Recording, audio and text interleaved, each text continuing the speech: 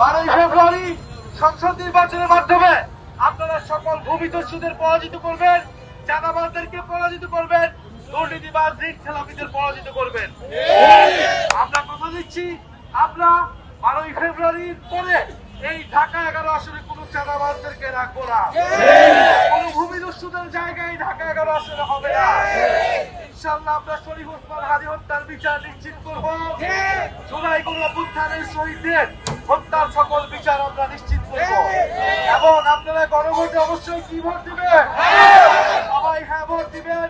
হ্যাঁ ভোট দেওয়ার মাধ্যমে আপনারা সংস্কার প্রক্রিয়াকে বাস্তবায়ন করবেন এবং ঢাকা 11 আসন থেকে আপনারা সাতলা কলিকে জয়যুক্ত করবেন।